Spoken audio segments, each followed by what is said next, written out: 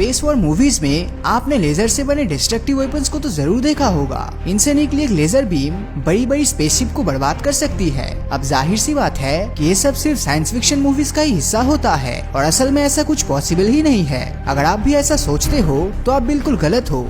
अंतरिक्ष में हजारों लाइट ईयर की डिस्टेंस तक फैले हुए इंटरस्टेलर क्लाउड्स कंडेंस गैसेस से बना हुआ है और इनमें प्रेजेंट एक्साइटेड माइक्रो पार्टिकल्स का एक्सेसिव कंसंट्रेशन फोटॉन्स को इमिट करने के लिए हमेशा तैयार रहता है। अपने आसपास मौजूद स्टार्स और कॉस्मिक रेडिएशन के कारण इनके पास एनर्जी की कोई भी कमी नहीं होती। हाल ही में कनाडा के ओंटारियो में स्थित कार्लटन यूनिवर्सिटी के साइंटिस्ट ने ऐसे इंटरस्टेलर क्लाउड से निकलने वाली सुपर पावरफुल लेजर बीम्स को ऑब्जर्व किया है। साइंटिस्ट के अनुसार ऐसी किसी लेजर बीम की इंटेंसिटी हमारे सोलर सिस्टम का सेंट्रल स्टार यानी कि हमारा सूरज प्लाज्मा का एक बेहद ही विशाल गोला होता है जो 384.6 योटावाट एनर्जी को रिलीज कर रही है। अगर ऐसी कोई लेजर बीम हमारी धरती से टकराती है तो क्या यह धरती को डिस्ट्रॉय कर सकती है और क्या ये इसे किसी वाटरमेलन की तरह दो हिस्सों में काट सकती है? इससे पहले कि हम इन सवालों की डिटेल्स में जाए, हमें लेजर के बारे में कुछ बेसिक नॉलेज जान लेना चाहिए। लेजर का मतलब है light amplification by stimulated emission of radiation, जो हमारे चारों ओर प्रेजेंट लाइट वेव्स के फॉर्म में ट्रेवल करती है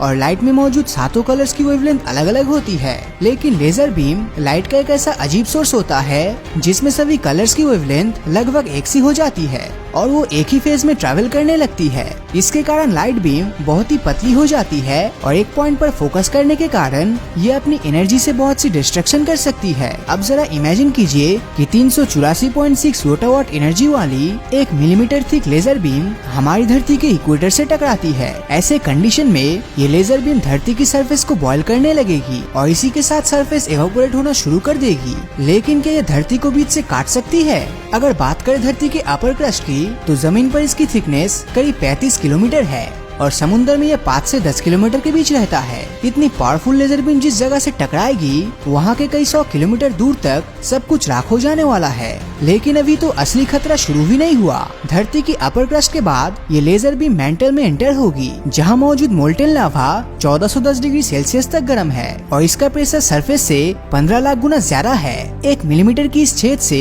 ये लावा धीरे जरूर निकलेगा, लेकिन इसके कारण क्रिएट हुआ इम्बैलेंस बहुत ही डिस्ट्रक्शन कर सकता है। धरती पर ऐसे अर्थक्वेक्स आएंगे जो आपने कभी भी एक्सपीरियंस नहीं किया होगा। समुद्र में कई 100 मीटर्स तक ऊंची लहरें उठेगी और सुनामी आएगी। दुनिया की कई जगहों पर वोल्केनोस एक्टिव हो जाएंगे, मतलब चारों तरफ सिर्फ तबाही होगी। हालांकि सरफेस पर होते डिस्ट्रक्शन का असर लेजर पर नहीं पड़ने वाला और ये मेंटल से होती हुई कोर तक पहुंच जाने वाली है। धरती की इनर मोस्ट कोर अपर क्रस्ट के कंपैरिजन में बहुत ही ज्यादा डेंस है, पर शायद ये भी इतने पावरफुल लेजर का सामना नहीं कर पाएगी और लेजर इसमें छेद करती हुई आगे निकल जाएगी। इसके आगे लेजर का सामना फिर से मेंटल से होगा और फिर से धरती की दूसरी ओर की सरफेस से बाहर निकल जाएगी। हालांकि इस बार ये छेद 1 मिलीमीटर का नहीं होने वाला। इतने इंटेंस प्रेशर को झेलने के कारण लेजर बीम की पावर काफी कम हो जाने वाली है, लेकिन इसकी थिकनेस भी इंक्रीज हो जाएगी और ये धरती की दूसरी ओर कुछ मीटर का क्रैक तो जरूर बना देगा। देखते ही देखते धरती पर चारों ओर आपको लावा की नदी बहती हुई दिखाई देगी और हर एक चीज राख में बदल जाएगी।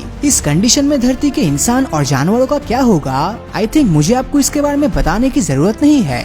दोस्तों, जब कोई वोल्केनिक इरप्शन होता है तो इससे निकलने वाली स्मोक और एशेस आसमान में एक थिक लेयर बना देती है और कई दिनों तक सूरज की लाइट जमीन पर पहुंच नहीं पाती। ऐसे में जब धरती पर लावा की नदियां बहेगी तो हमारा प्लेनेट कंप्लीट डार्कनेस में चला जाने वाला है और अगर अभी तक कोई इंसान धरती पर बच भी गया होगा तो उसका भी अंत हो जाने वाला है। ये सब सुनने के बाद आप अच्छी तरह समझ गए होंगे कि इलोन मस्क और दुनिया के दूसरे फ्यूचरिस्ट मार्स और दूसरे ग्रह पर इंसानी बस्तियां बसाने की बात क्यों कर रहे हैं। हमारे यूनिवर्स एक नहीं बल्कि हजारों खतरे से भरा हुआ है और ये खतरे हमारी तरफ कब और किस डायरेक्शन में आ जाएगा इसका अंदाजा कोई नहीं लगा सकता।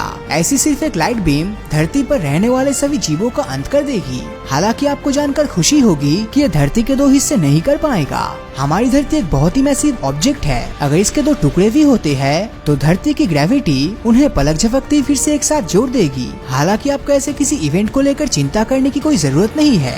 दूर अंतरिक्ष में स्थित किसी इंटरस्टेलर क्लाउड से आई एक लेजर बीम के धरती से टकराने की चांसेस उतनी ही है जितनी कि अमेरिका में खड़े किसी इंसान के द्वारा फेंकी गई नीडल का भारत में खड़े आपको लगने की चांसेस है। करोड़ों लाइट ईयर्स में फैले यूनिवर्स में सिर्फ 1 मिलीमीटर थिकनेस की लेजर बीम आकर सीधा धरती को निशाना बना दे, ऐसा ऑलमोस्ट इम्पॉसिबल है और धरती के अब तक के इतिहास में ऐसा तो कुछ भी नहीं हुआ है। वैसे आपको क्या लगता है, क्या हम इंसान कभी इतने पावरफुल लेजर वेपन्स को बनाने की कोशिश करेंगे जो किसी प्लेनेट को ही डिस्ट्रॉय कर दे? हमें नीचे कमेंट करके जरूर बताएं। और अगर ये वीडियो आपको अच्छा लगा हो तो इस वीडियो को लाइक और अपने दोस्तों के साथ शेयर करना मत भूलना।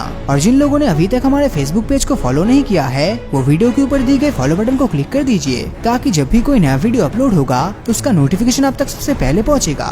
तो मिलता हूँ आपसे अगले वीडियो में, और हमेशा की तरह थैंक्स फॉर वॉचिंग।